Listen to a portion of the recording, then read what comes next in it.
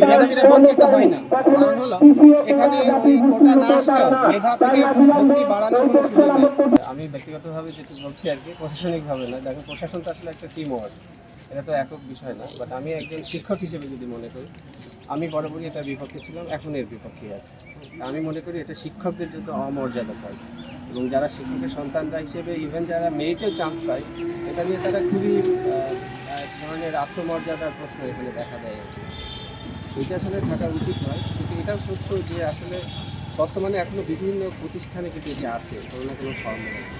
এবং আমার একটা ছিল যে সার্বিকভাবে এটা যদি আমরা সরকারের কাছে তুলে ধরি, সরকার জাস্ট তার যে ক্ষমতা আছে এক্সিকিউশন, মানে আমাদের শিক্ষা প্রতিষ্ঠান বা আমাদের প্রধান জাস্ট একটা মিটিং থেকে যদি বলে যে বাংলাদেশের কোনো প্রতিষ্ঠানে আর কোনো কোটা থাকবে না, তাহলে কিন্তু সব সমস্যার সমাধান হয়ে যাবে।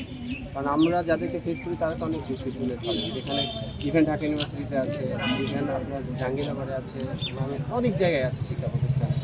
ফলে এককভাবে এখানে একেবারে জিরোতে নিয়ে আসাটা, এই জন্য আমরা যেটা শুরুটা করেছি, যেটা 4% সেখান থেকে আমরা 3% নিয়ে এসেছি। ইভেন অন্যান্য বা যেটা হলো যে মিনিমাম সেটা নিয়োগ করা হয়েছে, কোনোভাবে শিথিলযোগ্য নয়। মানে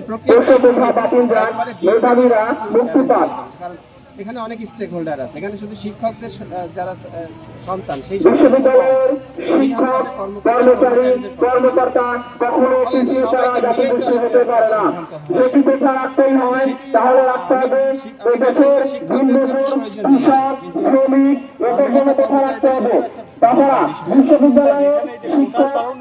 মেধাবীরা বঞ্চিত হয় না। কারণ হলো এখানে ওই কোটা না আসলেও মেধা থেকে ভর্তি বাড়ানোর কোনো সুযোগ নেই। মনে করেন এখানে সিট সংখ্যা 100, আর কোটাটা আসে 100-র বাইরে, যে 2 জন আসবে 3 জন আসবে, যে কয়জন আসুন, এটা হচ্ছে মেধাবীদেরকে বঞ্চিত করে নয়, এটা হচ্ছে এখন একটা মূল পয়েন্ট আর কি।